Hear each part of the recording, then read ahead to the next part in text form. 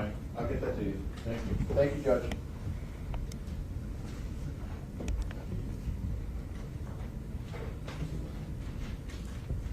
Yes, next. Morning again. As to the second matter, on Friday, Mr. Padilla cross-examined Mr. Allen regarding a variety of things. I asked for the transcript of the cross-examination to be expedited. I have not received a final one. I only received a preliminary one. However, with respect to what I did receive, Your Honor, I wanted to point out a couple things because I believe under the case law of Bozeman, B-O-Z-E-M-A-N versus State, and Simmons versus, well, Bozeman is cited at 698, Southern 2nd, 629, and I have copies for the parties.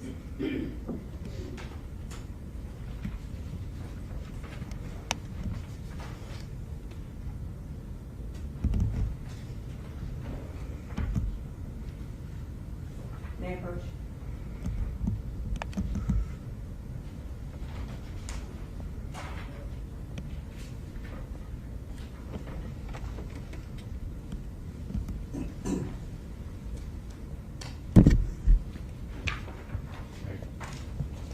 Thank you.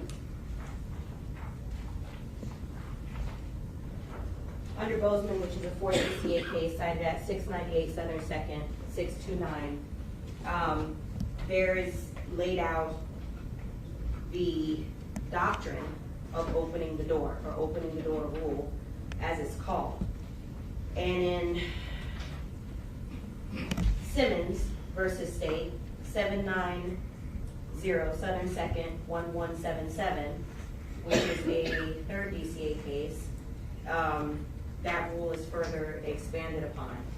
Now, in the Bozeman case, the court points out that, and I'm on page 630 of the reporter, that during cross-examination in that case, the argument was that the defense cross-examination of a witness opened the door about testimony, and that in order for that to even be considered as to whether or not the door was open, the court has to make a determination if the testimony that was given was misleading testimony or made a specific factual assertion which the state has the right to correct, or that the jury, so that the jury will not be misled. And the court pointed out on 631 that the opening the door concept is based on consideration of fairness and the truth-seeking function of trial, and that where cross-examination reveals the whole story of transaction, only the party explained in direct examination. And in the Simmons case, the court further, third DCA further went to say that in the Bozeman case, that opening the door to prior bad acts, the defense must first offer misleading testimony. And so what I would point out to the court, I can let the court see my copy, but I have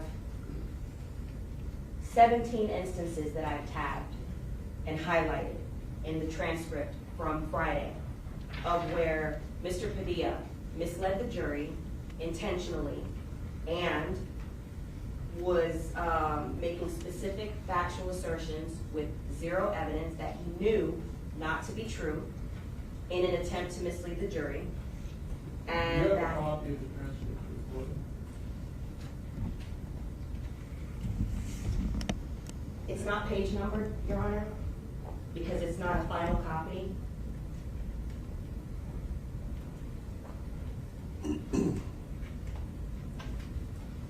And so I'll do my best to point out to the court, because it doesn't have page numbers yet. Now, there were several objections that were made initially. Mr. Padilla started out by asking the witness about his 12 separate felonies. I objected. The objection, initially, it appeared as if Your Honor was going to sustain the objection, but then Mr. Padilla withdrew his question, leaving it out there, and then went back to the question of the felonies, getting into the fact that the co-defendant did commit frauds at one point. This is an assertion that's misleading to the jury because for several reasons. Number one, some of the fraud that was committed, and certainly the robberies that were committed by this witness, were committed with the co-defendant Williams. So the way that Mr. Padilla has let it out there, or left it out there, that there's some independent Toronto connection that even though the witness said several times there is no Toronto connection, he knows nobody in Toronto, he has never been on a... Well, you're getting ahead. Okay. First you're talking about the area where he's talking about 12 separate felonies. There was an objection, and he withdrew. Okay. And the jury was told to disregard, and that it was improper. All right. Then, and I don't know if it would be easier to look at my copy because I have them tabbed, Objection. but there's a section, No. I'm sorry, just I don't think it's proper to doing it Yeah, wrong. no. okay. There was a section where Mr. Padilla goes into, These actually are kind numbered. it really isn't. I looked at it, really isn't. Well- That's nothing against Miss Chin, but I know she's trying to get it. I mean, I'm looking at the copy that you gave me. So after the blank page, you see like a 3. I don't see your copy. The blank page. All right.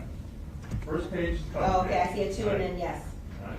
So, and then there's a 2 appearances, and then there's a blank page, and then a 3 thereupon the following. So it seems like there's at least some rough guide here, so you Okay. can use those to sort of direct me to where you're thinking. Sure. So it says 6 at the bottom of it, but it's not the actual page 6, if your honor keeps going Right, up to page okay. 4. Halfway through the page, starting with lines 20 through 25. Mr. Padilla is asking about the witness recalling if there was a meeting, and did he recall meeting a gentleman by the name of Baka Not Nice, a Toronto rapper. The witness clearly says no, and then Mr. Padilla, in a testifying way, which the court admonished him several times during the cross-examination that he was testifying through his questions.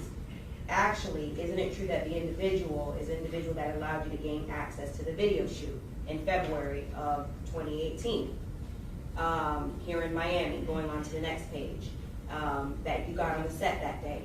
Witness answers, I've never been on the set of Nowhere. Then it goes on that same following page. Didn't you receive money from either Drake or one of Drake's associates? Answer, I've never met Drake before. You've never met Drake? No. Then it goes on, I believe it's 3 pages after that. It's not numbered, but it starts on page 8, line 18, where it says, isn't it true that the reason that you don't want the phone found is because of all the WhatsApp messages between yourself, people in Toronto, people that are involved in this case to shield from it, correct? I don't know anyone in Toronto. It goes on, where he then is asking about the person, and this is important, it says 8 on the page. Yes.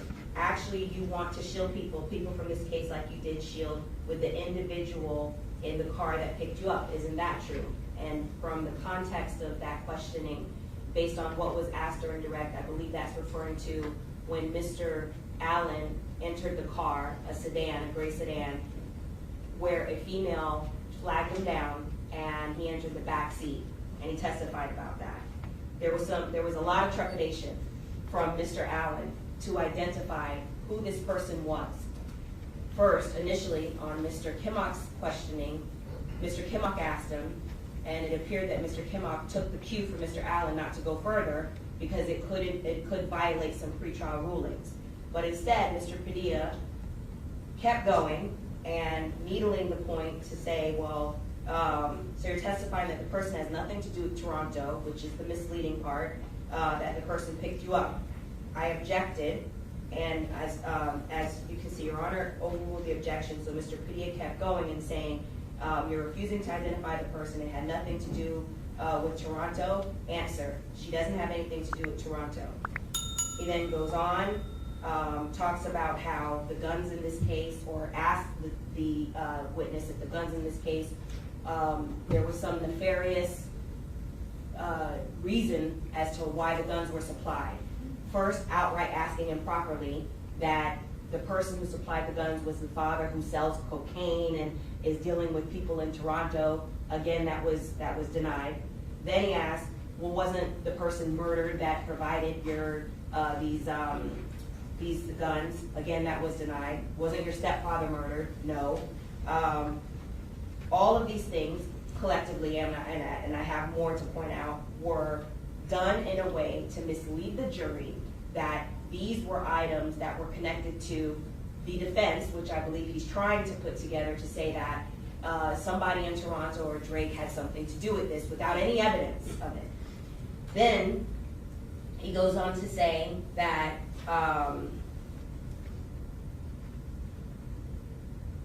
he asked about him being a drug addict, as if that had something to do with it.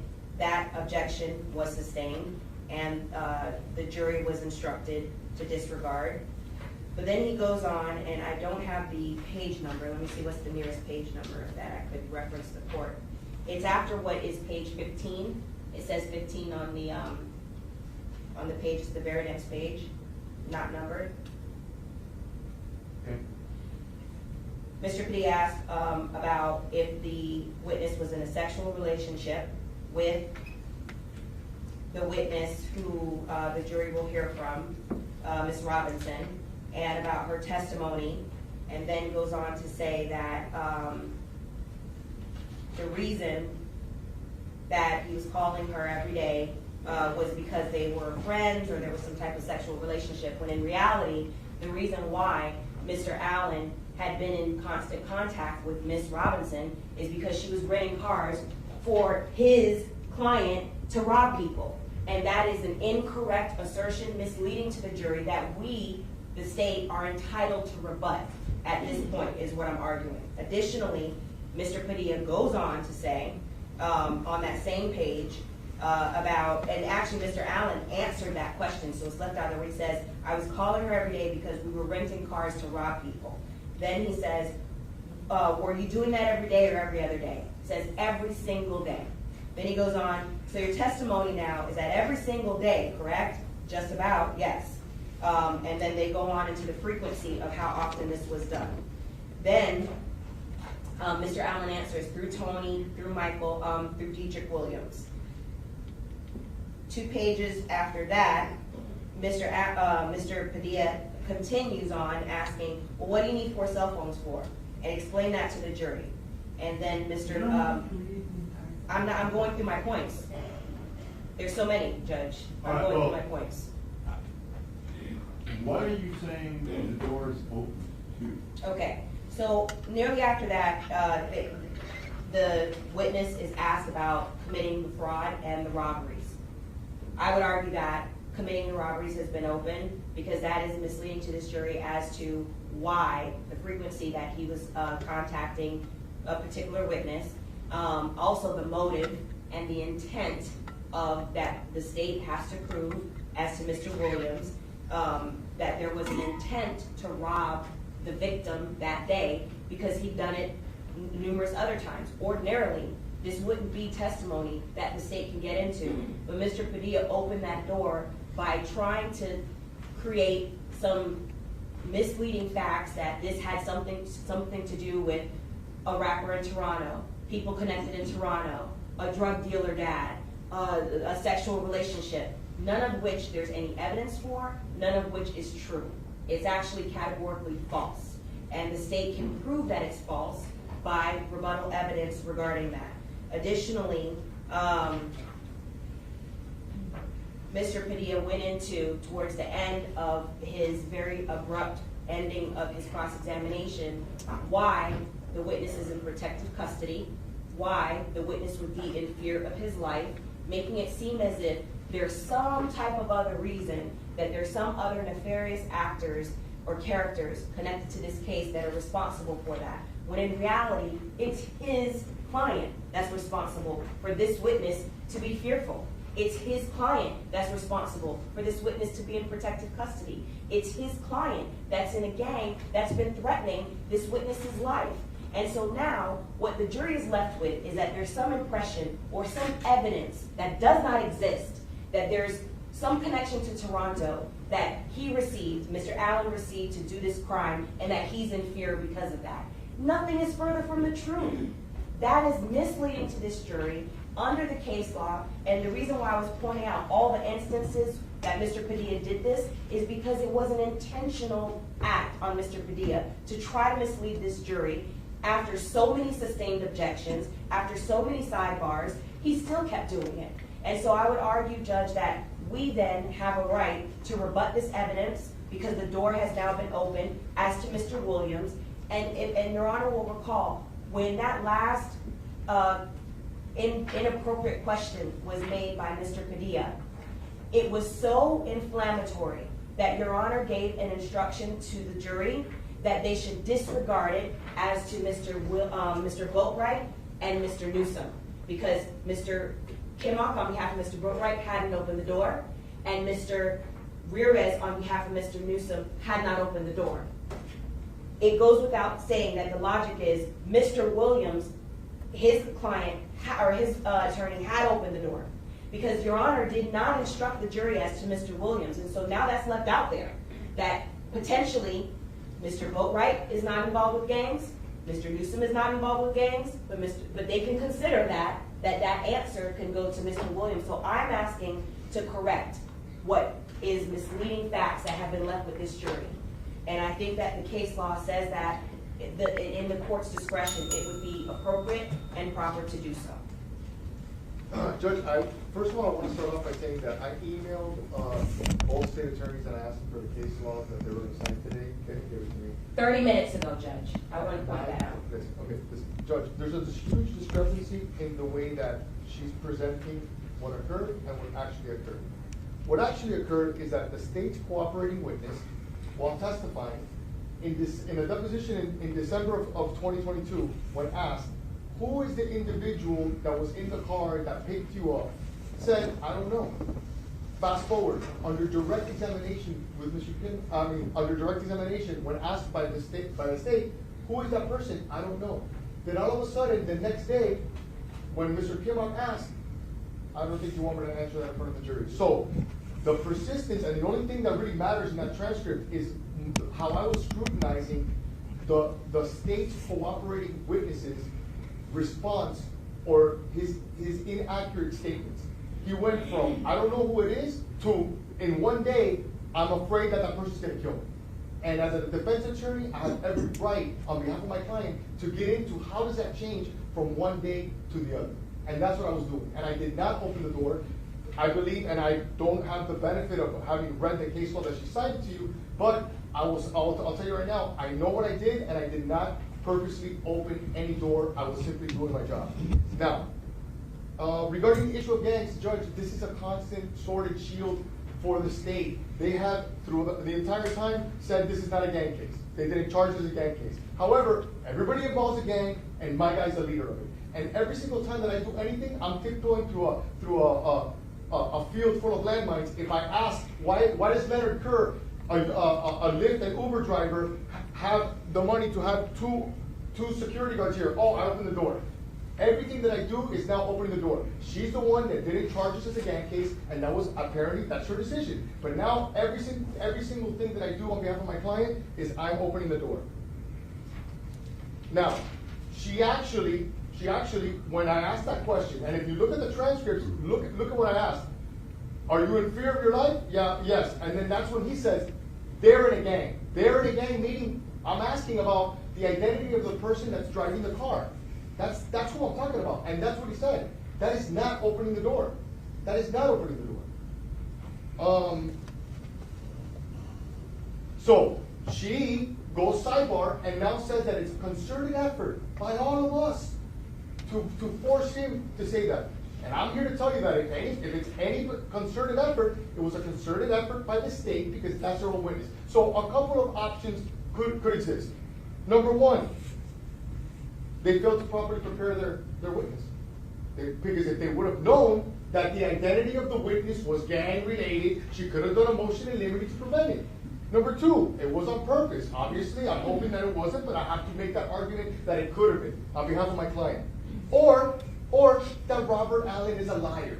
That's changing his story from one day to the next. And that's simply all I was doing, Judge, on behalf of my client.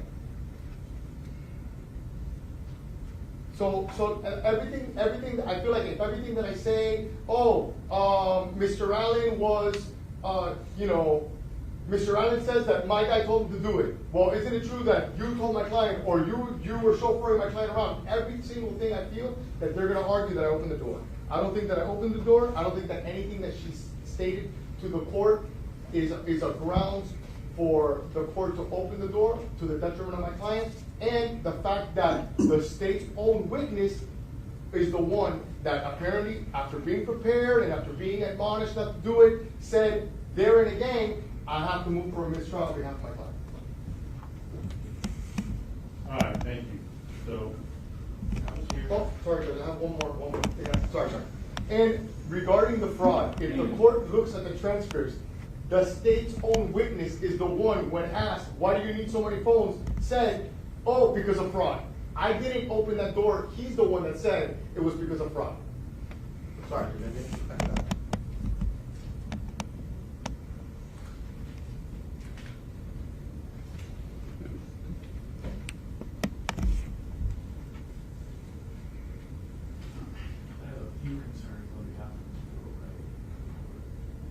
So, I would just seek clarification from the state as to exactly what facts that it seeks to introduce to Mr. Allen, that it believes the door has been opened, so that if there are any issues regarding Mr. Boatwright, I can address them now, as opposed to having those facts be out there. Obviously, we have Mr. Boatwright, we don't have a position as to Mr. Williams' gang activity or as to Mr. Williams' prior involvement in robberies. I would object to any of that different testimony coming in regarding Mr. Boatwright.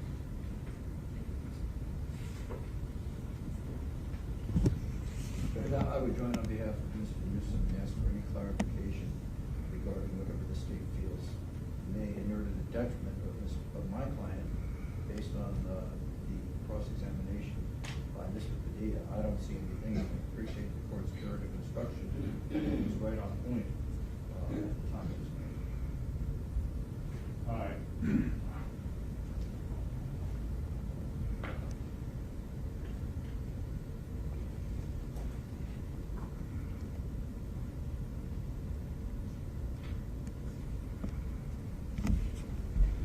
A lot of different things that are mixed in here. The questions that were asked where objections were sustained and jury was told to disregard are not going to be used to open doors. When the court orders the jury to disregard, it's disregarded. When there's objection is sustained, it's sustained. So that kind of ends that. Secondly, there were a number of questions that were asked that were of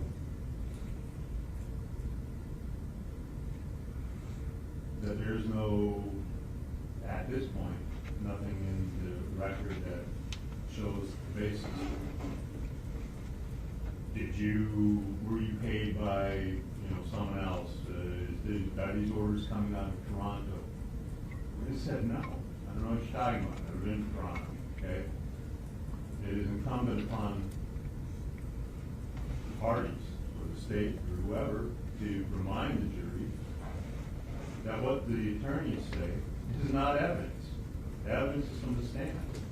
So, counsel gets up there and says, little green men from Mars came down and did this, and the witness says no, that doesn't mean there's evidence of little green men. The evidence is no, okay? So,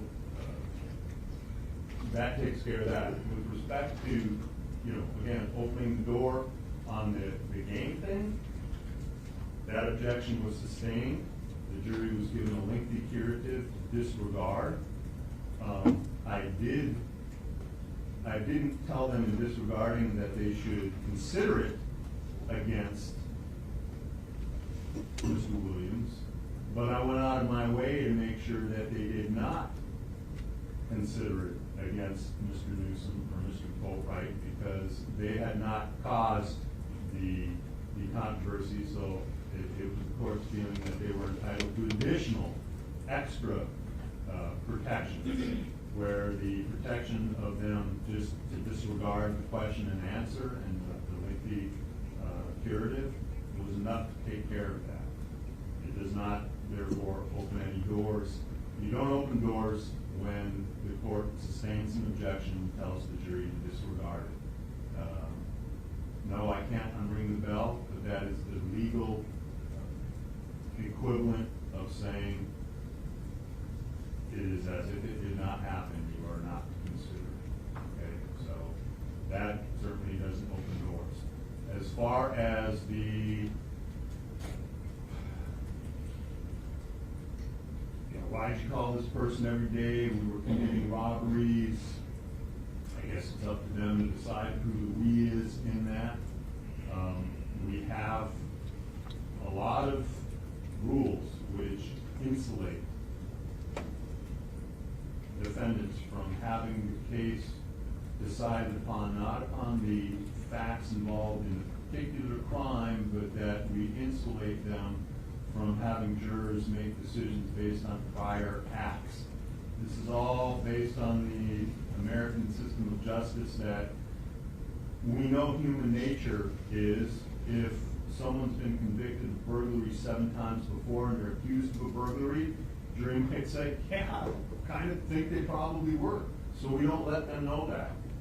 And a lot of people look at it and say, that's kind of unfair, they should know that.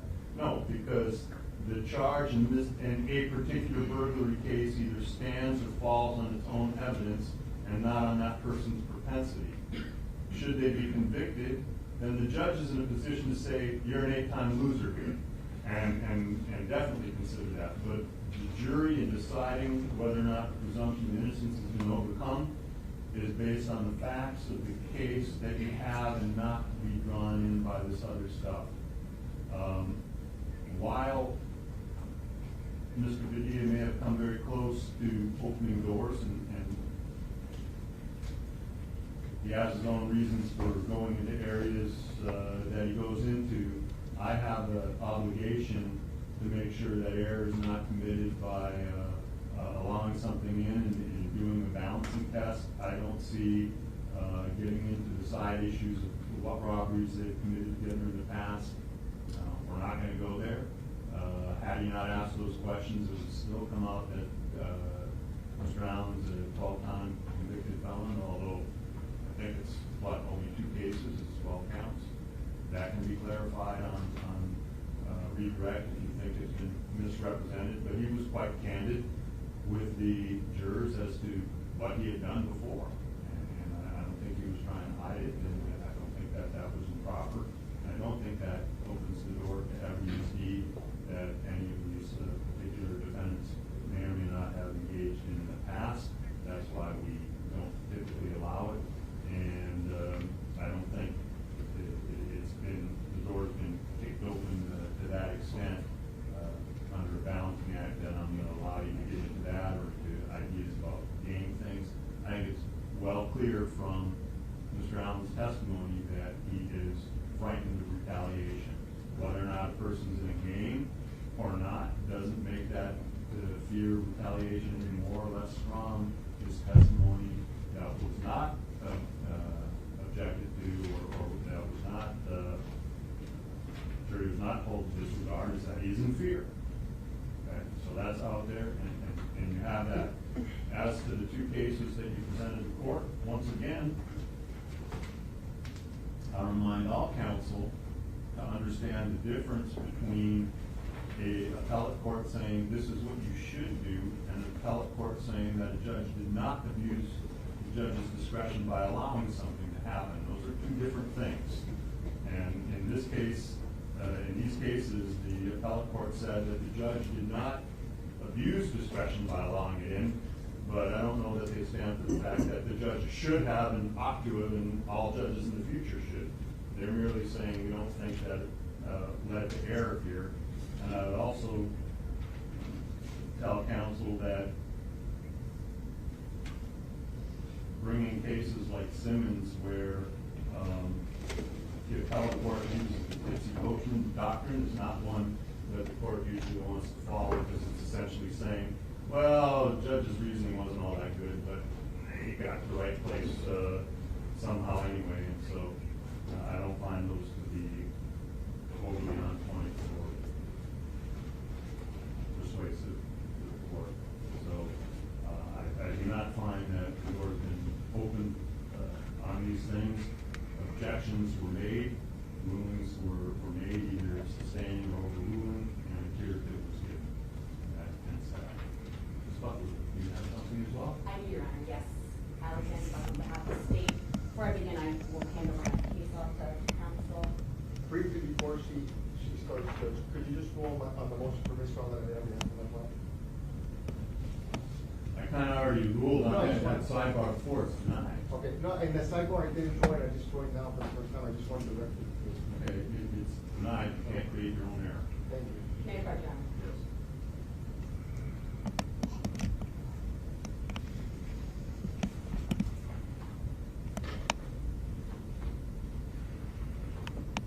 So, Your Honor, my argument is based on the evidence rule of prior consistent statements. As we have seen throughout Mr. Allen's testimony, he has been attacked on all fronts as to his truthfulness and to why he's all of a sudden being truthful in his testimony here today in front of the jury. Based on that and the attacks that have already come out from Mr. Kimon and Mr. Padilla, and I assume will be coming from Mr. Ramirez as well, we would ask that his prior consistent statements, at least portions of it, do come in at this point when we start our redirect. So the case law obviously is very clear. There are several exceptions to the general rule that are listed in section 90.8012B of the Florida statutes, and it provides that a prior consistent statement is not hearsay if it is offered to rebut an express or implied charge against the declarant of improper influence, motive, or recent fabrication, and if the witness testifies at trial and is subject to cross-examination. So for the record, I'll just put the cases on there. It's Monday v. State, 792, Southern 2nd, 1278. It's a first DCA case from 2001. Then there is Rodriguez v. State, 57, Southern 3rd, 961. It's a fourth DCA case from 2011. And then there is a Gibson v. State, 320, Southern 3rd, 245. It's a first DCA case from 2021. I also just printed another case, which I can email everyone, but for the record, it's Valentine v. State, 307, Southern 3rd, 726 from 2020. It's a fourth DCA case. And as Your Honor is, I'm sure, very well aware of the rules of evidence of this, I won't go through each case and the facts, but based on the fact that Mr. Allen was attacked on his truthfulness and potentially not being truthful here today in his testimony because he got a plea deal, we feel as though his prior statements should come in. I am not asking for his deposition to come in because obviously that was taken after he already took a plea deal. But I am asking for the other statements or portions thereof of each statement to come in to rebut that issue of he's not being truthful now, he's only telling the truth because he got a plea deal. Go down the line. It's hard to respond without knowing exactly what quote-unquote prior consistent statement the state seeks to introduce. I would point out that we very explicitly argued that Mr. Allen testified to this, that he had been trying to attempt to get a plea deal very early in the process. And so any reason or motive to lie happens very, very early. If the state thinks that it has statements that predate that, then we may have a different discussion. I would like to see what those are. But without knowing explicitly what statements the state believes are prior consistent statements, there's not much that I can do at this point. But I generally object until we know exactly what those statements are. Judge, I would join on behalf of Mr. Newsom. I'm not quite sure what the state's referring to. Obviously, I've strenuously objected portions of any statement he gave previously not be picked out, because the sum total of all those statements were he lied in every one of them. So if the state wants to introduce all those prior statements as they sit, I think that'd be fair game. I'd love to have that in front of the jury. That would just illustrate the point we're making, is that he's still not telling the truth. Good morning, Judge. On behalf of my client, Jay Martin. All right, so, Your Honor, if I may just respond quickly to that, is we need to go through each transcript to decide which portions would come in and which would come out. I'm specifically only going to go after things that he was attacked on to not overburden the court of just replaying his entire testimony. That's what the case law says. It's not just to be repetitive. It is to now show that in fact this predates any bias that could be alleged. Additionally, the case law is very, very clear, and so I don't know why Mr. Ramirez is arguing this, that the entire statement should come in, because the cases I provided, the cases that exist throughout this particular hearsay exception, describes only putting in the portions that now rebut the impeachment or the lies or the reason for why he might not be telling the truth now because of that bias or recent fabrication or motive. all right, thank you. So I appreciate the cases that were presented again. This is pretty well settled area of law, and I mean, the rules of evidence contemplated. So where a witness's credibility has been attacked and the question is raised as to whether or not this is a recent fabrication or it is the result of some promise or benefit or that types of things, then prior consistent statements can be admissible. And the idea behind it is until someone's credibility is attacked, you can't say, see, testifying now, and you continually said this throughout because now that's improper bolstering. But once they've been attacked, then you can bring it in fairness to clarify things. So where the questions were asked, well, you changed your story on this or you lied about this aspect, I think it is fair game to say in these earlier statements, and I haven't read the earlier statements, they're not in front of me, but in earlier statements if you said, yeah, the four of us did this, and things that have not changed, I think are fair game when the questions that have been put out there is, oh, everything you said before is a whole pack of lies, and now you come in with this new thing. The material areas that were consistent before, I think, are fair to come out, and to explain changes, I think is fair. Again, in terms of door opening, when you cross-examine and you raise these questions, and I think they are raised in a matter of you've changed your testimony in order to get a benefit, that the state is entitled to bring in evidence that no statements consistent with this were made prior to that. Okay, and that although some things have changed, overall tenor of the story has remained the same. Some details have changed. Those are fair areas of getting at this. We wouldn't let them do it before being attacked on it, but we've certainly been attacked by at least two of the counsel on those points, and it'll be up to the jury to decide what weight to give that. But I think this is proper. Judge, in clarifying, the alleged motive to lie that we said was the motive to lie is because he was attempting to and then got a deal. He has testified that he was attempting to get a deal as early as the October 2018 statement. He was attempting to get a deal in the July 2022 statement, and he is attempting for a lesser sentence here before this year. And so, to the extent that the state is seeking to introduce any statements from the October 2018 interview or the July 2022 interview, we object because anything that was said during that time does not predate his motive to lie. To the extent there is anything that predates October of 2018, then I think that I would like a chance to see exactly what it is that the state wants to introduce, and I can make a concern, but I think this is an ongoing thing.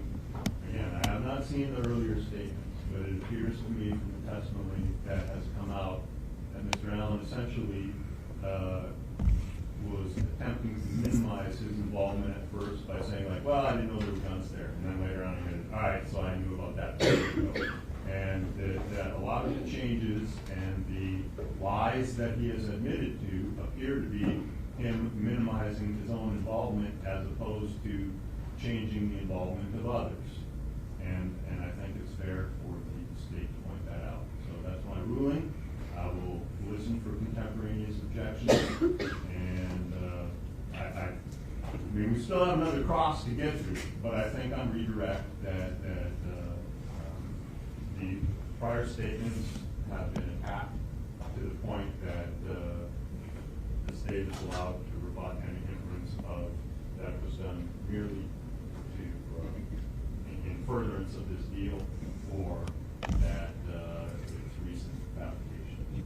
Well, I certainly object to any statements, any prior consistent statements whatsoever coming in that do not predate the defendant's, or excuse me, the witnesses, Mr. Allen's motive to lie, which he specifically indicated he was trying to get a deal as early as October of 2000.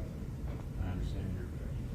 So, Your Honor, for purposes of, I guess, scheduling with Mr. Allen's testimony, because obviously I could not really even go into this until at least a substantive amount of cross-examination has occurred. Now that it has, we're going to have to obviously go to each statement and then redact it from the video that we would then play in front of the jury. I know we still have Mr. Rivera's cross. I know Mr. Shields still has to be redirect, and we could potentially do this over a long lunch today so that we can get that done, so then during Mrs. Shields' cross-examination, it's ready to go. I'm sorry, redirect. I do have copies for Your Honor so that you have it of each statement. So if I can approach and just give those to you now. And I don't know if that's the way that Your Honor wants to go about doing things, but that might be the most efficient way to do things. Doesn't hurt when we have copies. And it really sounds like we're asking for an evidentiary hearing in the middle of the trial at this point. Based on your rulings, we may want to go through those transcripts themselves and determine what else we can ask questions about, all in the context of being very careful not to open doors with landmines everywhere. It's going to be tough to squeeze all that in a lunch hour while this is going on. Another alternative, Judge, we have two additional witnesses that we can put on the thing, and I can take my redirect out of turn. I mean, the witness is going to be available. Your Honor is scrunching up his face, so maybe that's not a good suggestion. Well, I don't know that. I have to see how the parties feel about this, and I would not necessarily have. I don't know that they want there to be a break. Okay. And then, you know, you have Ms. Rares, then there's a break, and then you come back a day later, and when things are even less fresh. Although if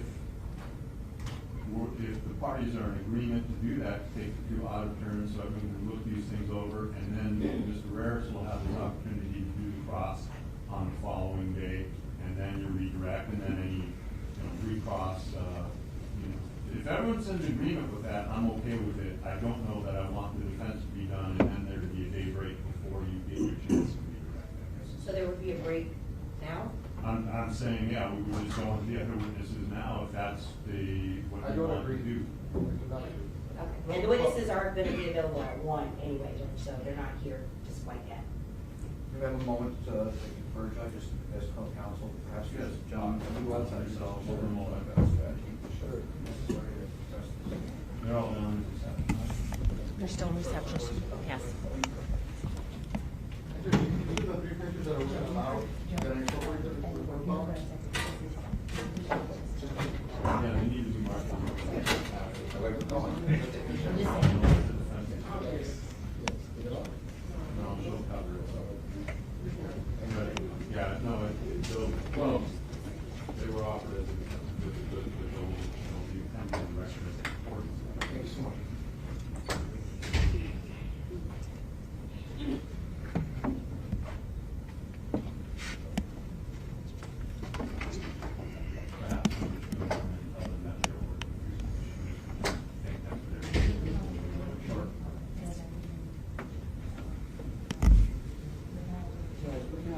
say something to her?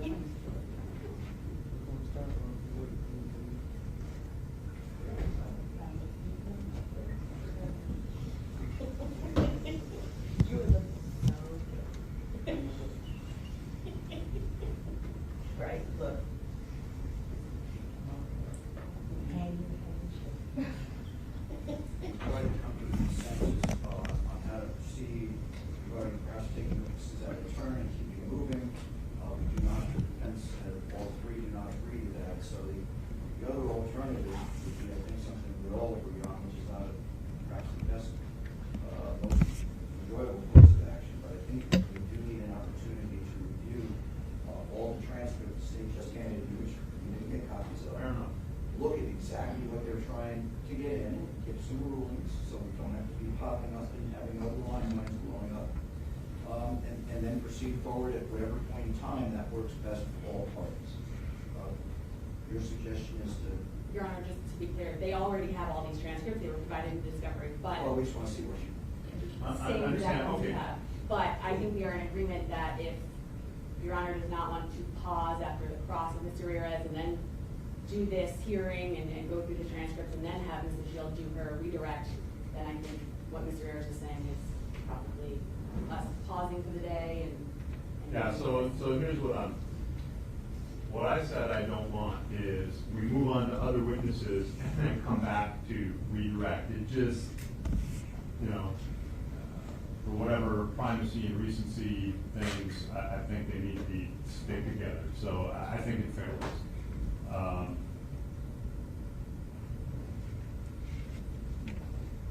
trust that the jury will be understanding. I mean, they know this is a long trial and things are going on and they will be on time. What I would like to do is, so that, what I don't want to have happen is that you guys go through all this and the state makes its things and then you do your cross and they say, oh, there's new stuff, right? So let's get your cross done, okay? Then I'm gonna tell them that we were going over some things this morning. We wanted to do this as part of the testimony. We're gonna recess them for the day.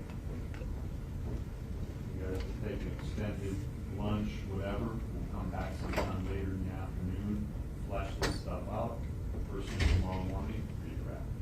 I think that's the best way to do this. No problem. Judge, if I could, Ms. Buckaloo will stand in, continue standing. I just want to call those two civilians that were going to come in at 1 and just tell them no for today. Take a second, we'll do that. But you wanted to say something?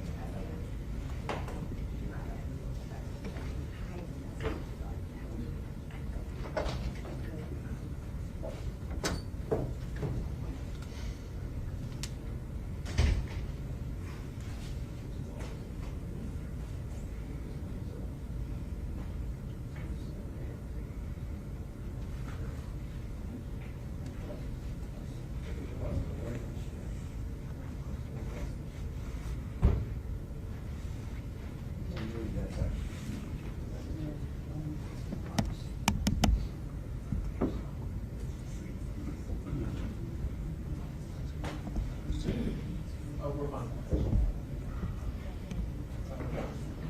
Okay. All right, so. Judge, I'm sorry, just one more issue that I wanted to mention. So the other day, I have my two investigators in the back there, and counsel's here, I spoke with everybody. While I was finishing my cross-examination, Ms. Buckaloo was hitting the table, and then Mrs. Shields leaned back in her chair, pointed.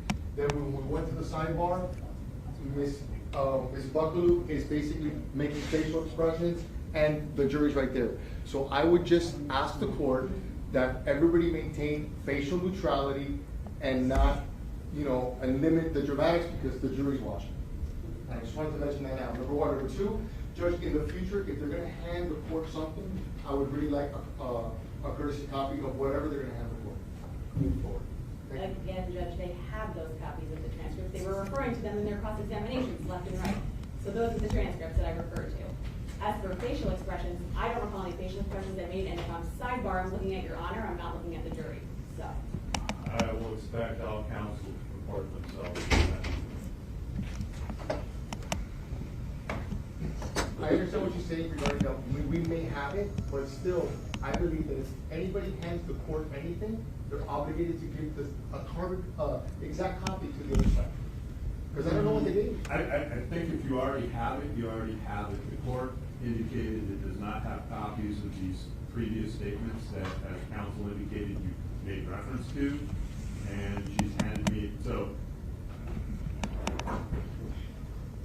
If they're there, I think you can say, state, Judge, I'm providing you with this, which was, the statement on such and such date, which was turned over in discovery, the other statement on such and such a date. So at least they know what it is, but I don't know that they need to burn off an extra copy, 3 extra copies of everything if you were previously provided with discovery. So that's that.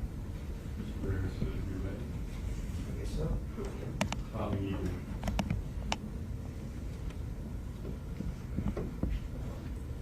The photographs, and for record purposes, photographs that the counsel referred to, pictures of Mr. Allen, which is tattoos that the court did not allow are into the record as court exhibit 3. For appellate purposes, thank you. All right. You put them to the group now.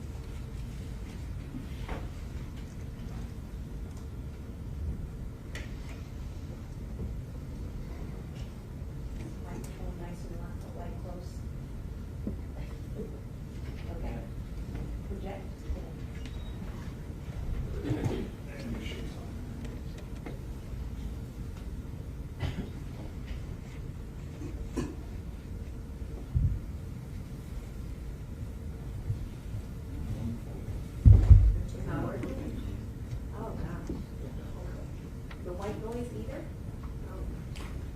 No, so good, when the guy comes in, we can fix this again. There. It's one of those trials so far, Judge. Yeah, I'll have there. Spear, you weren't playing. Not that one, Judge. Making sure. Maybe because they don't use the white noise in the juvenile courtroom as much, I don't know. Because there's really no trees. I don't know, but the system seems to freeze up in here. I don't usually have this as well. They're all ready? I have one here. The rest. Okay.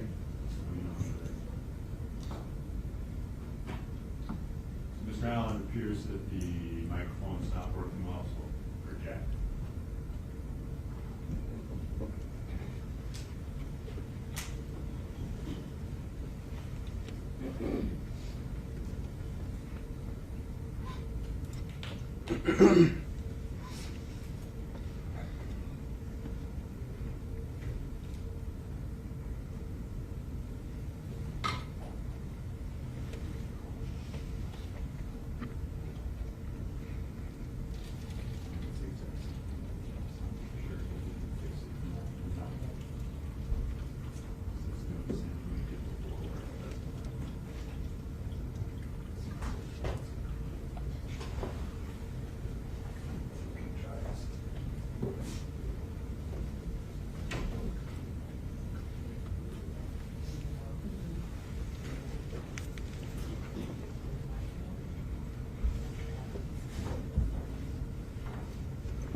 Jurors are ready, Your Honor.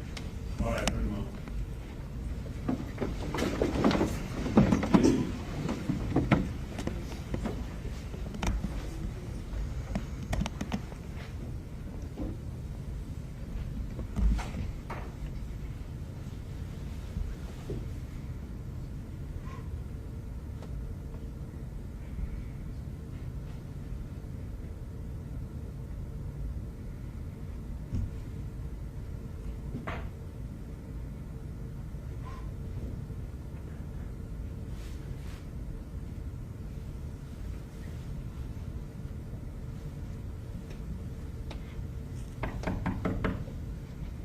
Jurors are entering.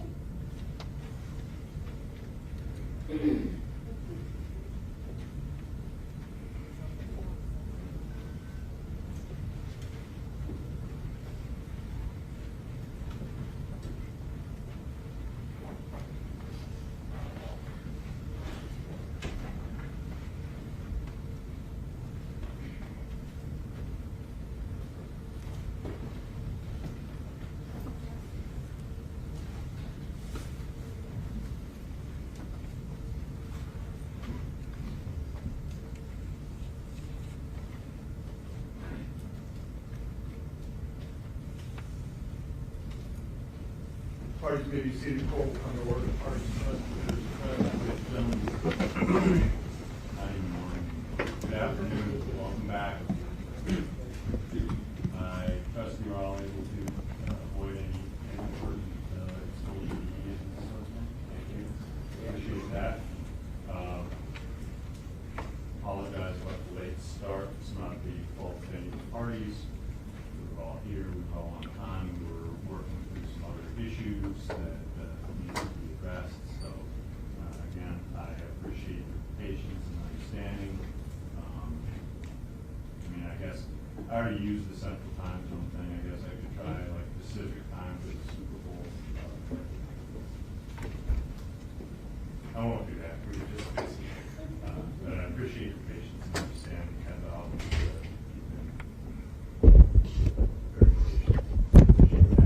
The last we met, Mr. Allen was still on the stand and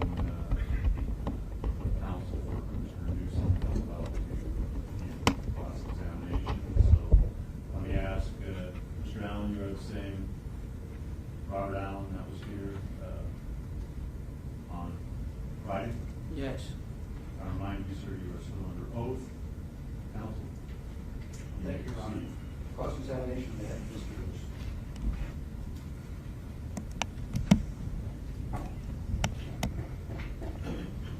afternoon, Mr. Allen. Mr. Allen, let me start off by going over a few things that came out during the cross-examination by Mr. Padilla, okay? And then we'll go back to the beginning. I don't have a whole lot for you, so I appreciate you bearing with us. In fact, you've been on the stand so long already. I'm going to try not to take too much of your time. Isn't it true that you testified that you know for sure Trayvon Newsom's gun did not come from your father in this case, correct? Yes. Okay, and there is no gun from Trayvon Newsom in evidence in this case, correct? Yes. But there are other guns that came from your father. Some of them, yes. Okay. Judge, I'm sorry, I can't hear Yeah, you. you need to speak up again for members of the jury. I apologize. The thing's not working yet, so hopefully we'll get that fixed at some point. I'm gonna need you to project as much as you can. Thank you.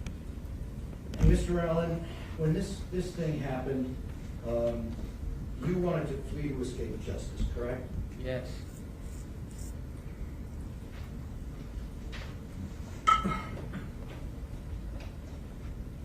You also indicated that you were calling the female that was renting the cars on a regular basis because you were renting cars to rob people on a regular basis, correct? Yes. And I think you also explained the fact that you didn't have your 4 phones with you on the day of this robbery because you had been doing fraud, and that's why you needed all those phones, correct? Yes. And you kind of indicated you had graduated to armed robbery from all the fraud, so you didn't need your phones that day, correct? Yes. And you admitted the 12 felony convictions that you have, correct? Yes.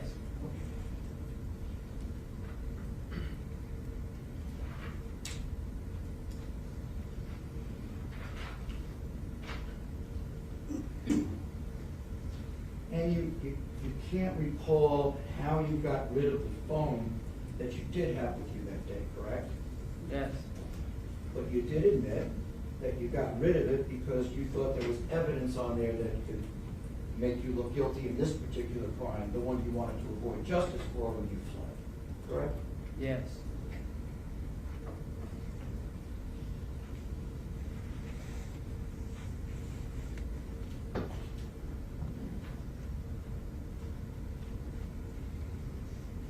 All right. Now, when you went into Reba that day, you testified that you guys went in there to buy a mask, correct? Yes. Okay. And that there's some testimony about whether this is actually X, the rapper that was in Reba shortly after you guys went in, correct? Yes. Now, you saw the necklace that XXX had on him that day, correct, at Reba? I don't remember. You don't remember seeing it at all? I don't remember seeing it. Okay. Have you ever answered that question differently? I don't know. Okay. Would it refresh your recollection for me to refer you to the page and the statement which you made about that necklace? Yes. Judge, I'm going to refer the police interview of Mr. Allen by Detective Curcio on October 23rd of 2018, page 25. What page, Mr. Reyes? 25?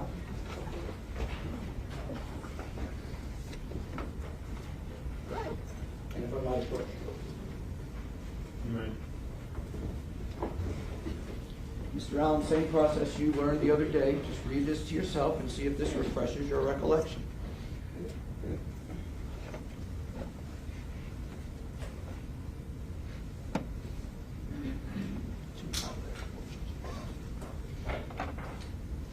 Okay, this does refresh your recollection, correct? Yes. And back in 2018, you told Detective Curcio you had only seen his necklace as opposed to the bag that he was carrying that was eventually killed, correct? Yes. Okay. And you remember how the necklace looked now, don't you? Not really. Okay, well, was it a skinny little necklace like you would wear every day, or was it something large and extremely valuable? I mean, based off what Deidre told me, yes. Okay. But you did see it. You admitted that you saw it in 2018, correct? I don't know if I really seen it or not. So this could have been a lie in 2018? Yes. Okay. So when you told Detective Curcio you had seen it and it was kind of thick, that was a lie? I was basically just telling him what Deidre told me. Okay, but that's not what you were asked, correct? You were asked what you saw, not what Deidre saw. I told you I lied. Okay. You also testified to something about a crab lock being on that necklace, correct? Yes. Were you familiar with what a crab lock was for a necklace? Yes. Okay. Did you see that crab lock on the necklace? No. Did anyone tell you they saw a crab lock on that necklace? Yes. Who was that? Deidre Williams. Okay, now where would a crab lock on the necklace be? Depends what how the necklace is on your neck. Pretty likely in the back though, correct? It could be, or it could be here, maybe wherever. So you didn't see a necklace on XXX that day at all? No. Do you have any idea how someone else might have if you didn't? Objection, speculation. It's the same.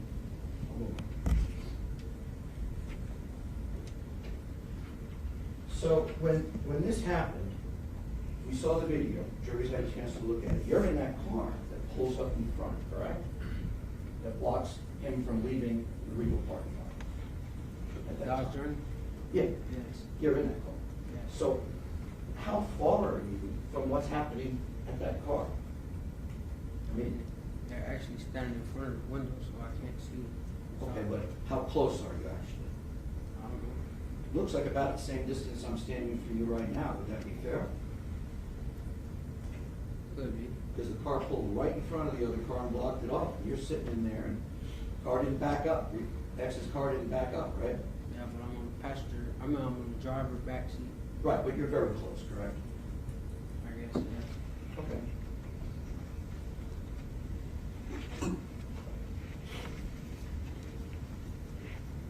And what you say is that Trayvon Newsom was reaching in the car trying to grab the necklace off XXX, correct?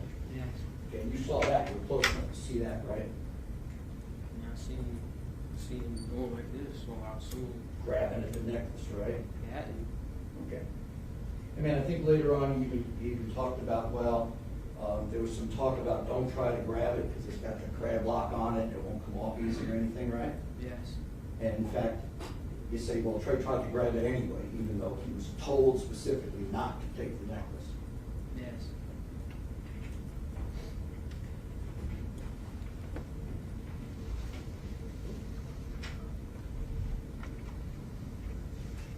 Are you aware, at any time, did you review the discovery in the case that the state has with your attorney? Not with my attorney. No. Did you review it on your own? Yeah. Okay. So you know there was no DNA or fingerprints on that necklace belonging to Trayvon Newsom, correct?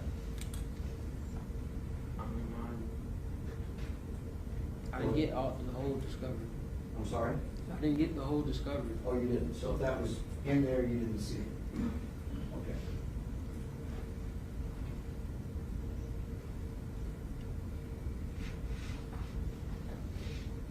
Now, when you gave your statement to Detective Curcio, your hope was that by cooperating with law enforcement, you get some kind of deal, correct? Yes. Okay.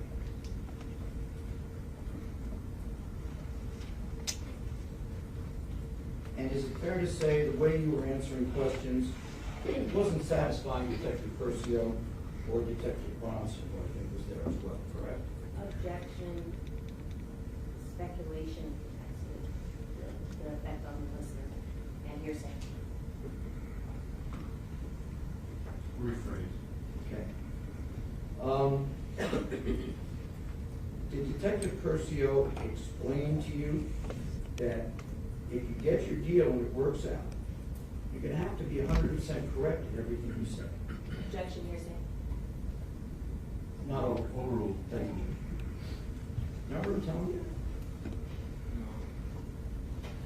approach with page 58 of the statement, Your Honor? Judge, I'm just asking him to keep his voice up, because it's going back down to low.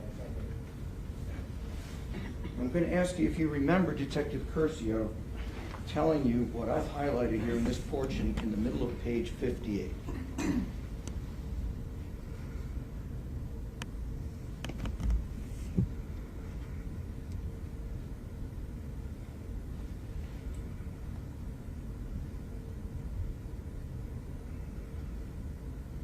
Okay, so do you remember him saying that to you now? I still don't remember, but I see it, so. Okay. He said it. So you have no doubt that this is correct, right? This is correct. And he told you everything you're saying has to be 100%, even the little details we're asking you about. Remember that? Yes. Because you kept saying, I don't remember, I don't remember, I don't remember, right? To a lot of things. Yes. Now, is it fair to say some of those things you didn't remember, but some of those things you did, you just didn't want to implicate yourself any worse than it already was? Correct? Yes. Okay.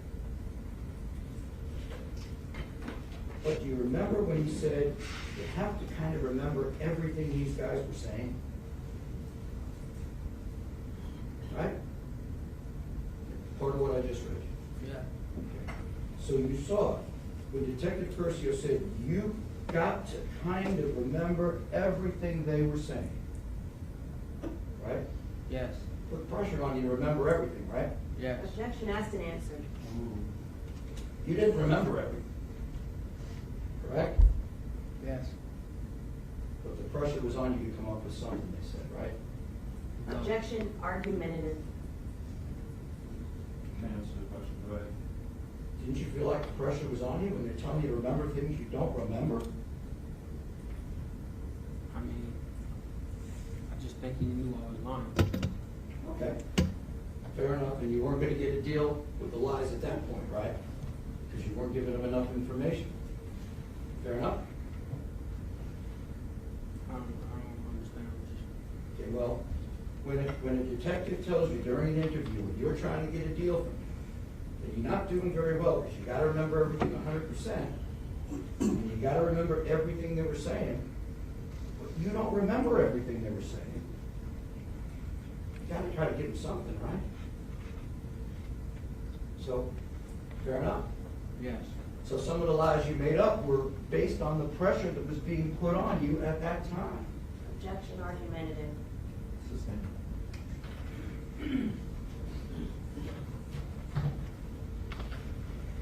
Did you feel like they were trying to push you to say things that you didn't remember? No. Ever make a different statement?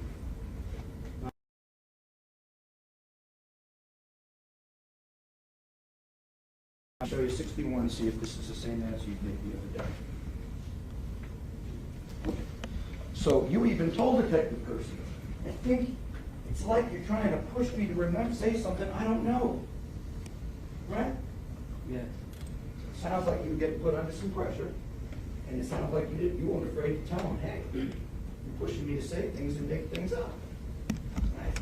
No, I wouldn't say it was pressure. I was just trying to avoid not putting myself in the line at the time. Okay.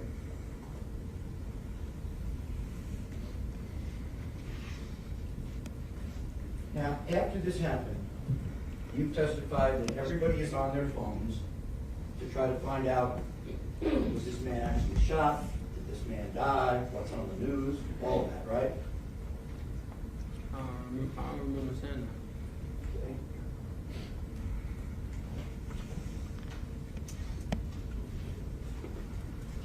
I might approach page 42, Your Honor.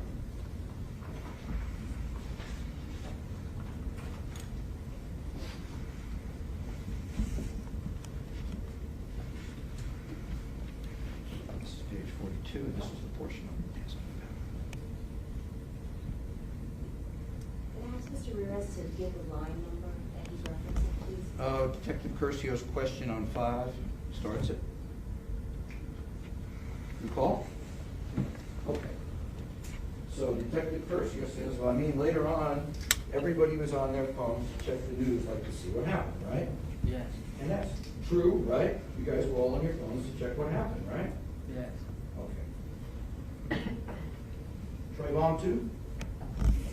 I don't think so. Because you said his phone wasn't working that day, right? Yes.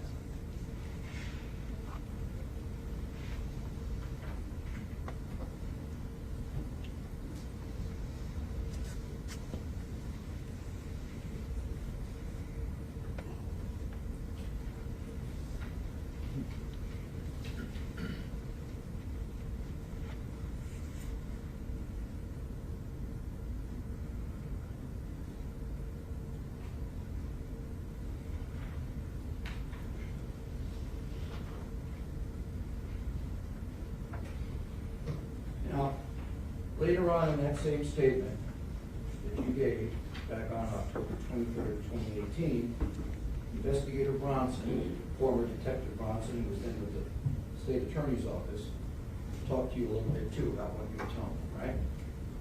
Yes. Okay. And it was clear in your mind, you were there trying to get a deal, right? Yes. That's why you were there.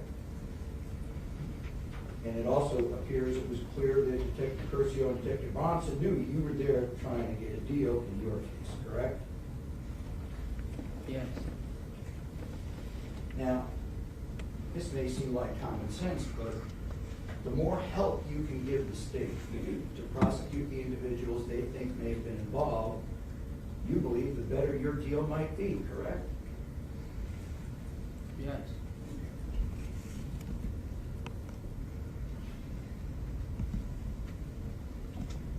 And you remember Detective Bronson telling you about how important it's going to be for all the little things that people said, all the little things that people did, to be things you can tell them about, right?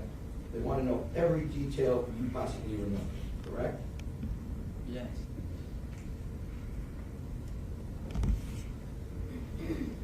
And you know what the word fruition means? No. Detective Bronson used that word. You didn't know what he meant at the time? No. Do you know what that means now? No. But you remember him talking about your deal, right?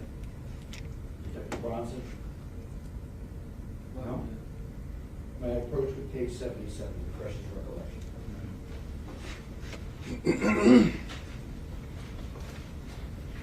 This highlight function here. That's that word.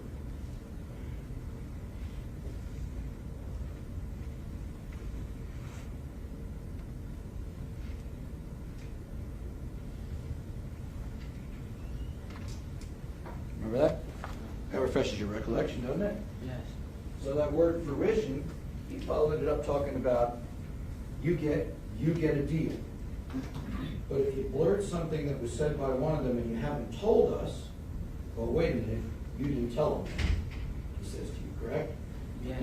So again, Detective Curcio and Investigator Bronson are telling you, you got to remember everything, and you got to get it right. Right?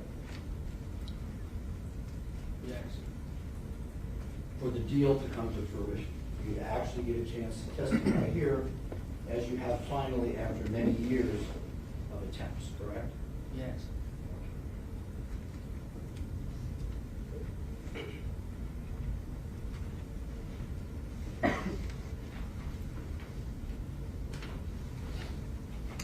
Remember what Detective Bronson said would happen if you didn't get all those details correct and went to trial anyway? No. My approach with page 78. And I'm referring to the part where if you suddenly remember something during trial. I'm sorry, Judge. Refresh. Right here.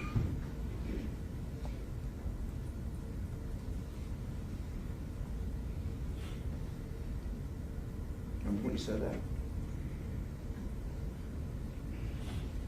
You did? Yes. Okay. Did that intimidate you a little bit, scare you a little bit when you said that to you? No. So when you said if you suddenly remember something during trial, they're going to shove it up ours and your rear end, that didn't intimidate you? No. That's what you've done here. You've suddenly changed your testimony again and again and again. Isn't that true?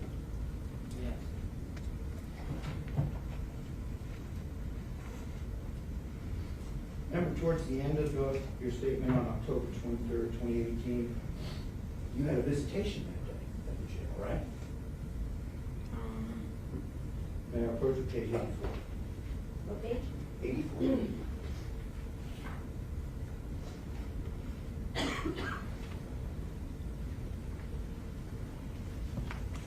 I'll ask you to read the whole page here. I've only highlighted the question I'm going to focus on, but you'll get the context by reading the whole page. Judge, if we may go sidebar, oh. Thank you, Judge. It's with respect to the section that Mr. Perez is. Well, we can come over here. We're Okay. Just not gonna have the noise. But let them look at it first and then we'll sidebar before the question gets asked.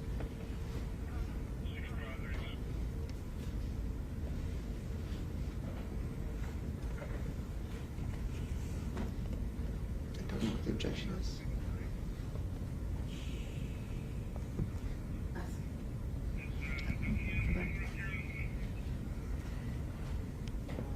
Just let it go, or you want to? No. Okay. We're sidebar. Come on. Come on.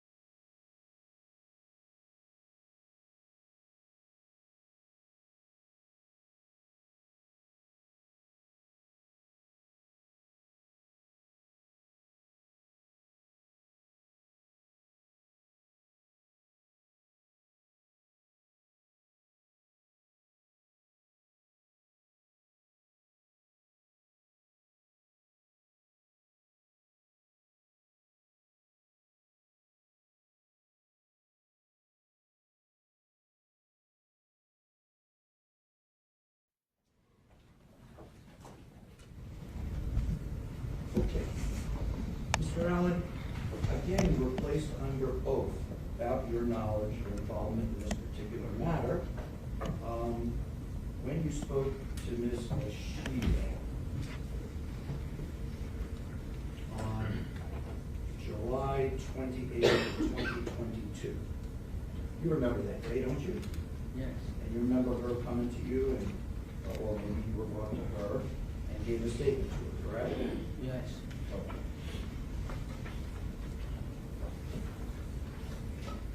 And you remember Mrs. Shield asking you if you lied in your former statement, the one we just talked about, that was taken October 23rd, 2018, correct? Yes.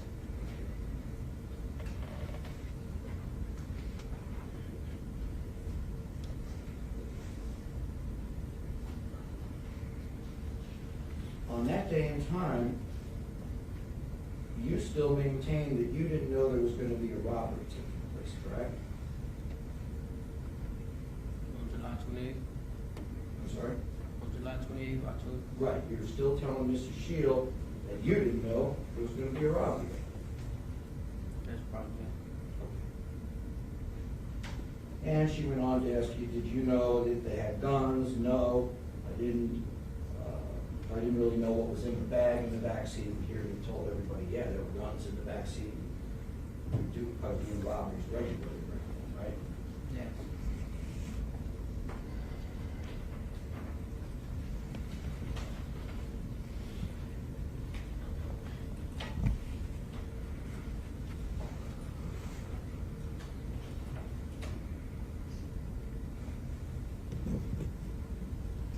And what you told Mrs. Shield was like the purpose here was to get the bag, right? That X had, right?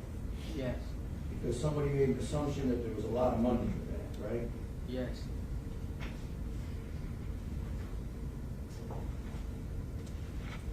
You said here in court testifying that the assumption was there was $100,000 more in the bag, right? Yes. Where would that have come from back then? How would someone assume there was over $100,000 unless somebody knew more than what we're hearing here about that man going to the bank and taking money out and going to Reba? Well, I don't know if you have Instagram, but there's a lot of that goes on Instagram when people goes into stores and they have a designer bag, a lot of times there'd be 200,000, 400,000. I mean, they have all type of money. So that's where that number came from, 100,000. Because you saw stuff on Instagram where people bring hundreds of thousands of dollars Yes, in right. designer bags. Yes. Okay. Celebrities, I should say. Right.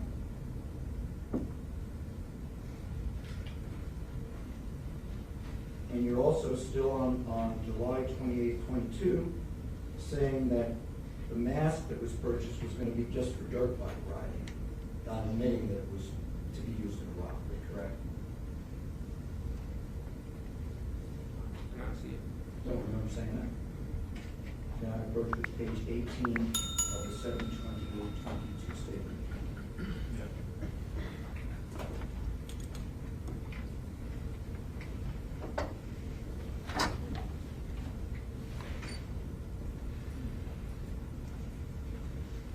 Okay, correct? So I'm still saying, I don't know anything about robberies.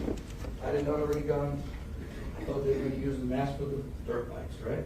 Yes.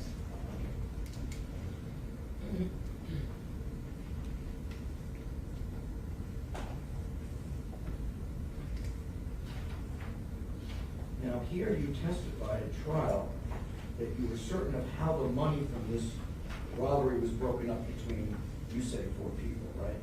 Yes. Okay. You got the numbers wrong back in 7/28/22. You had it different, right? Yes. How did that change? What made you suddenly know the numbers correctly when just in July of last year, you testified under oath to different numbers? I really just said numbers. I'm sorry? At the time, I just said numbers.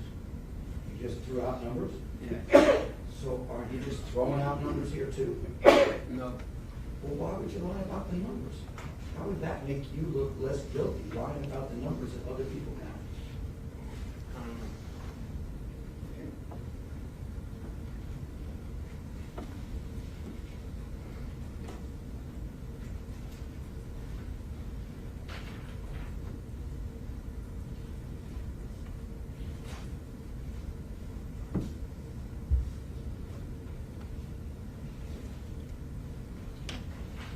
And here, you testified, I think, on cross-examination that, you know that cars were rented often from the young lady who rented the car here for the purpose of robberies, right? That's what your testimony is here, correct?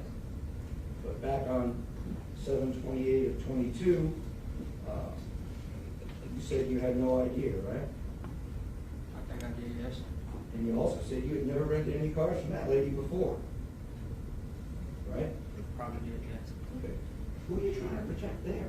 Myself, Not the lady that rented the cars? no. Just yourself? She didn't know I was renting cars. She didn't know why you guys were renting the cars? No. Or when you were renting the cars?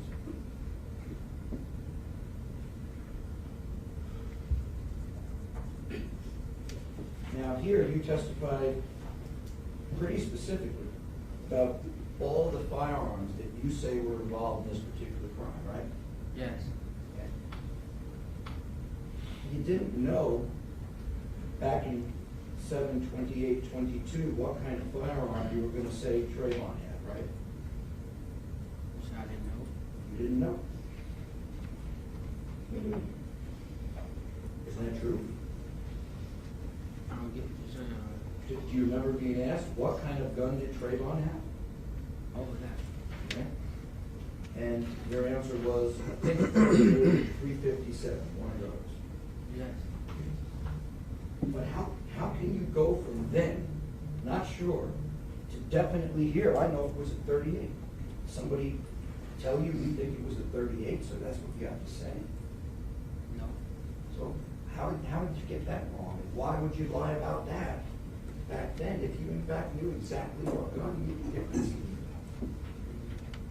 I said 38 or 357 Right. Well, because I wasn't too sure, but you didn't say that here and testified, you were sure, right? yes, Now, you do know something about guns, right? yes, You know 338 and 357 don't look much alike at all.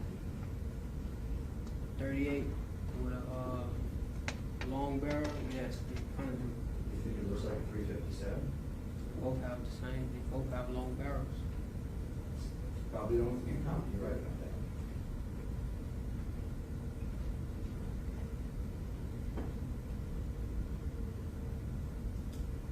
Now, there are some photographs that you were shown here of people posing with money, right? Yes, Okay, and you admitted that you were in those pictures, some of those pictures posing with money, right? yes, And you have done that in the past on other occasions, several times, if not more, correct? yes, Okay. In fact, you and all your friends, if you got a bunch of money, pose for pictures of it for Instagram or Facebook or this or that, right? That's commonly done, right? yes, Okay.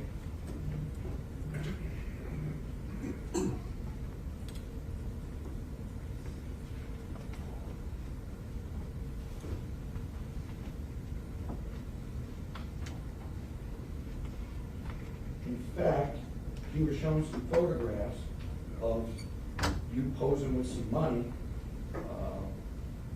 during that statement of 7/28/22, correct? yes, Okay? And you said that money had nothing to do with this crime, that was from 2 months before. You know what I'm saying that? yes, Okay.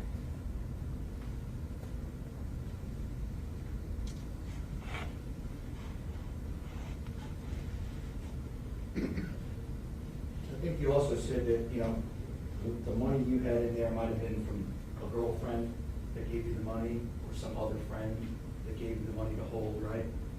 different pictures, yes.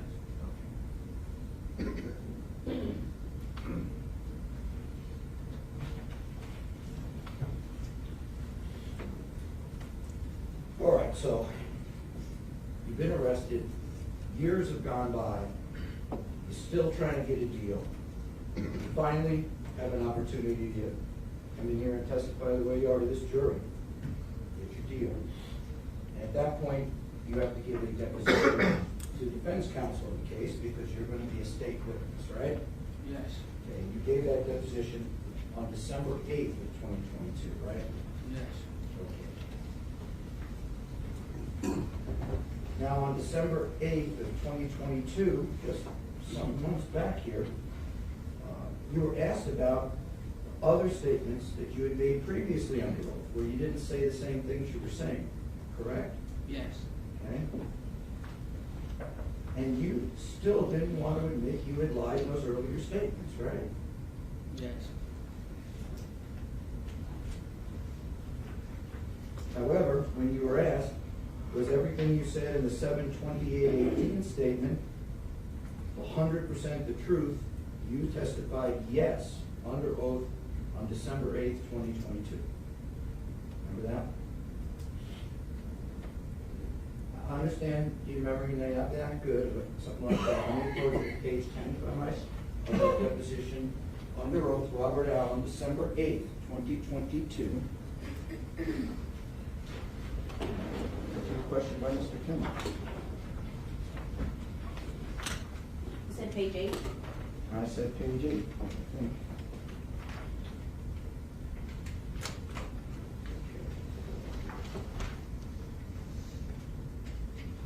Line, please, when you get it.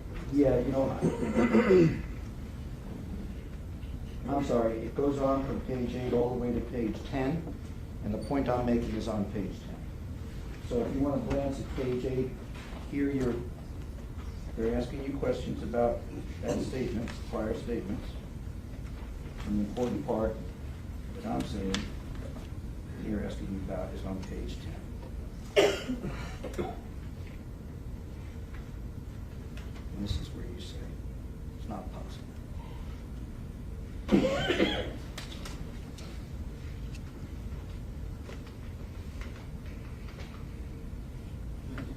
Okay? Remember that refreshed your recollection, right? Yes. So you maintain in 3 pages here, no, I didn't lie, it's not possible I lied, right? Yes.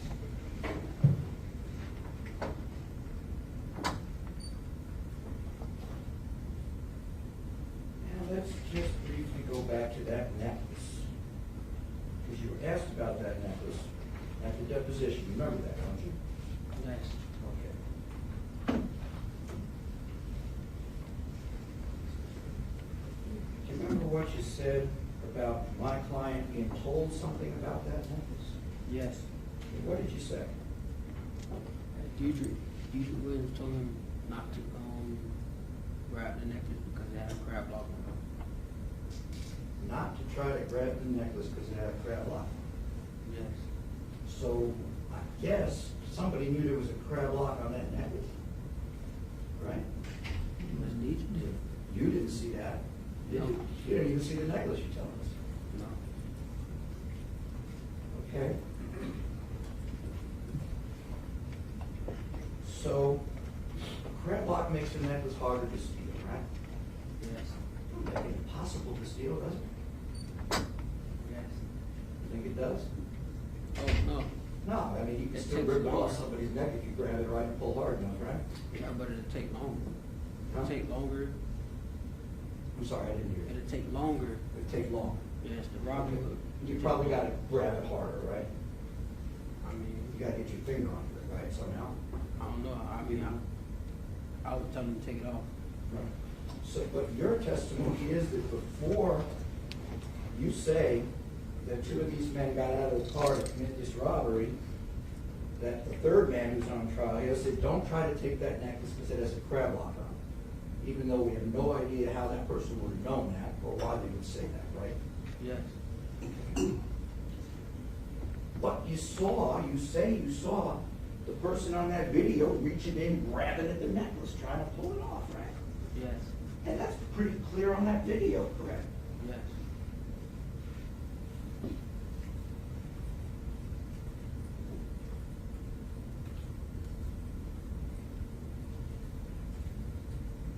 In fact, you said that, you said Trayvon was doing this, but obviously on the video, somebody was trying to pull that necklace off, struggling, but couldn't get it off, right? Yes.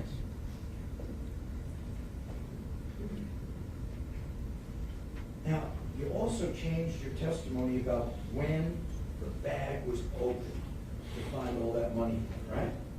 Yes. And I presume that you lied about that to, again, to minimize your involvement. Yes. How would that minimize your involvement, to lie about when the bag was opened? I'm trying to make it seem as I didn't have no knowledge of nothing. I didn't know nothing. I didn't want to know nothing. Didn't know anything about what was in the bag. Yes. In fact, at one point you said there was discussion about, don't open the bag now, don't open the bag now. And then later you say, no, the bag was open right in the car. Yes. It kind of makes more sense. If somebody steals a bag and they're getting away, they're gonna look in the bag, right? Yes.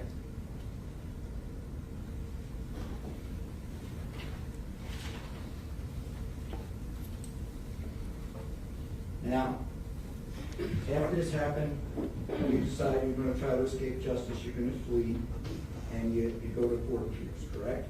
Yes. Do you remember where you stayed in Fort Pierce?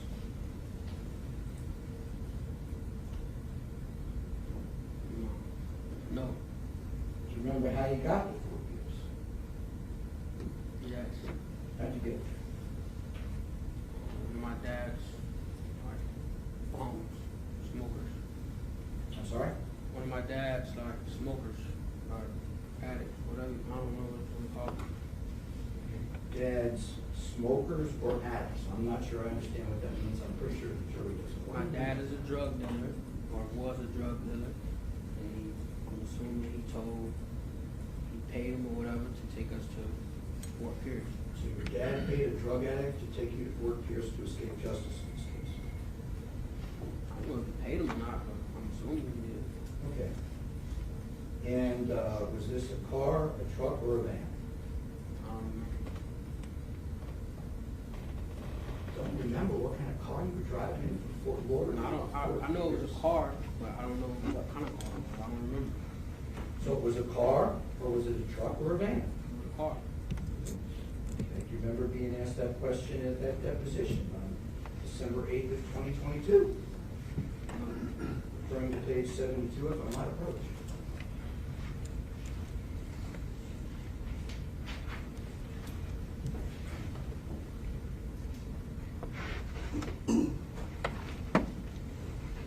Right?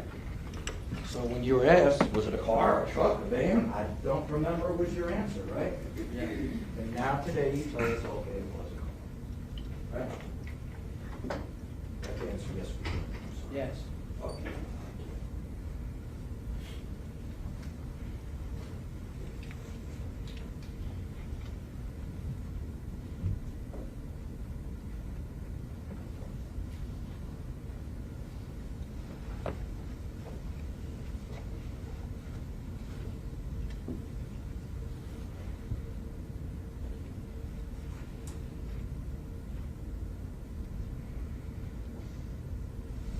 Towards the end of that deposition, you were asked, whether you had lied previously, because obviously some of the things you were saying here weren't what you had said before, right?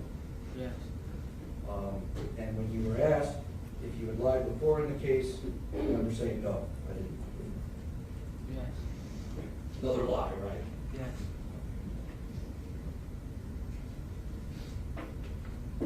Judge, can we go sidebar first?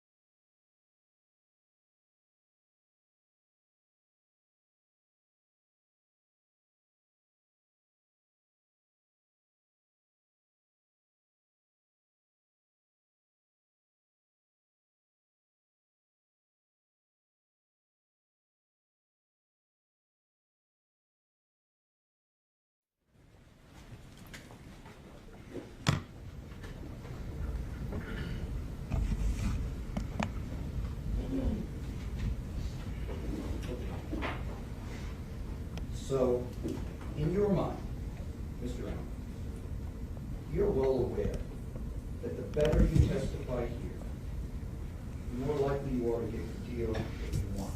That's correct? Yes.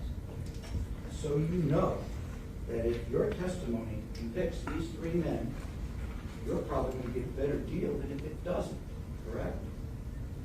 Yes. Now, you've already testified that in terms of what you hope to get, what you might expect to get, that you were advised by your attorney that you might get 5 or 6 years here, right? Yes. How long have you served already, sir? Close to 5 years. So you might walk out of here a free man if you get these three men convicted with this kind of testimony? Judge.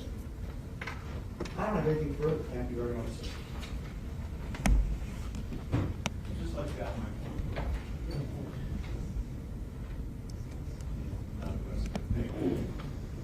All right, ladies and gentlemen, so in talking with counsel, because we were dealing with some matters this morning, you were waiting around, I want to kind of try and avoid some of that. There's some other matters that